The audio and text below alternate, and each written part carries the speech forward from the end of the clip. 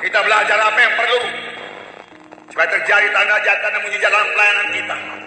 Memang beberapa minggu yang lalu saudara kita mendengarkan firman Tuhan, bahwasanya tanda mujizat kuasa Tuhan terjadi karena sidang hidup kudus, karena anak-anak Tuhan hidup dalam kesucian. Itu tidak bisa dibantah, karena Allah itu Allah yang kudus.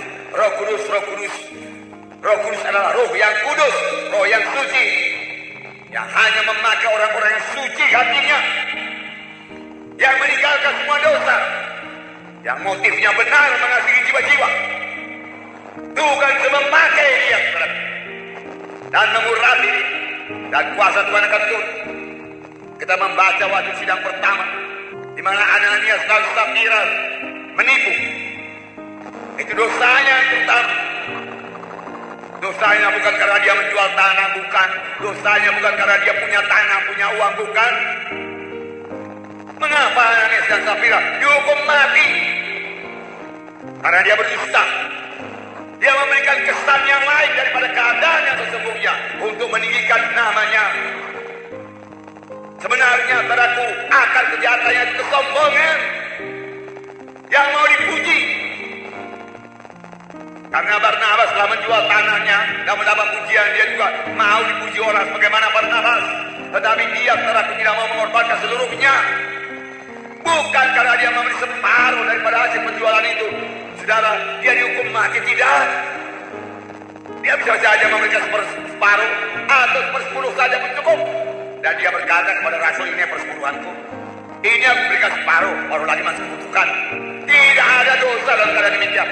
Tapi kalau dia beri separuh, tapi dia menipu, dan dia katakan inilah seluruhnya hasil tanah tersebut, itulah dosanya. Lihat, setan menipu.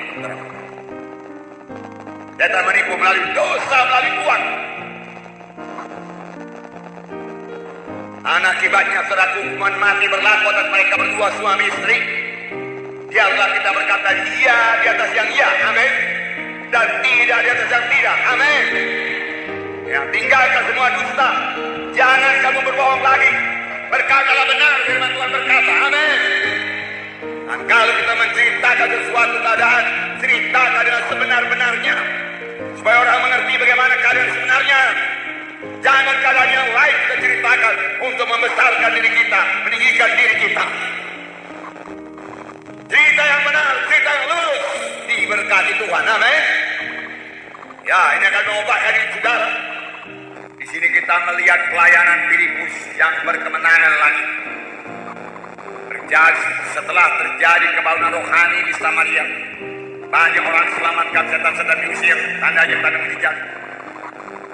Filipus berhasil lagi membawa seorang sida-sida, yaitu kepala perbendaharaan negeri Ethiopia, dan sekaligus membaptiskannya dalam air, dalam baptisan selam. Karena firman Tuhan berkata ketika turun dalam air, lalu Filipus membaptiskan dia. Perjanjian baru hanya mengenal satu baptisan, yaitu baptisan selam tambah baptisan Roh Kudus.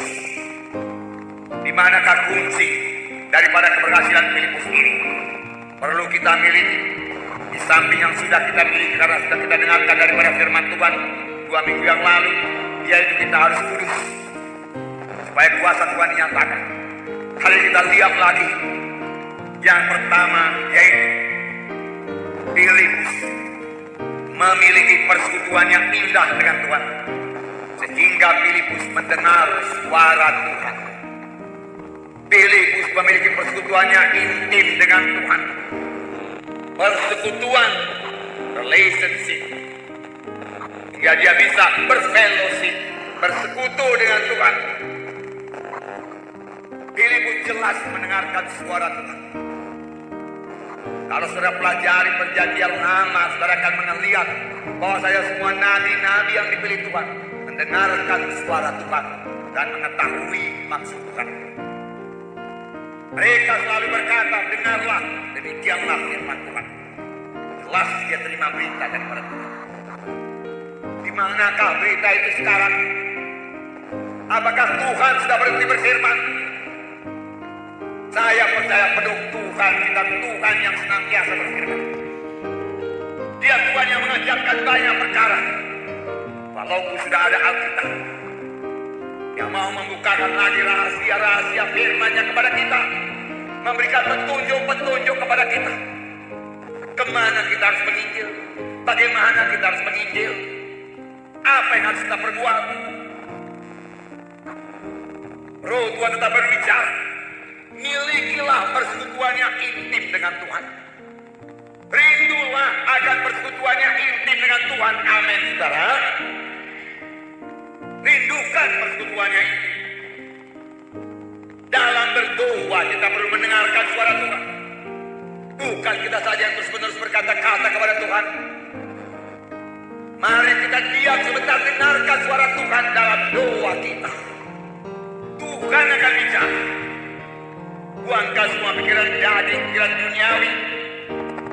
Karena firman Tuhan berkata, jikalau kamu mengasihi dunia ini, maka tidak ada padamu kasih Bapa. Jikalau pikiran kita dipenuhi dengan pikiran-pikiran dunia ini, tidak ada tempat bagi Roh Kudus untuk bicara. Roh Kudus mau bicara. Dengar suaranya dan miliki persekutuan yang indah dengannya. Ini kunci untuk pelayanan yang berhasil, yang disertai dengan tanda dan mujizat, yang membawa jiwa-jiwa pada keselamatan. Saudara bisa melaksanakan. Saudara bisa melaksanakannya. Saudara bisa melaksanakannya. Amin.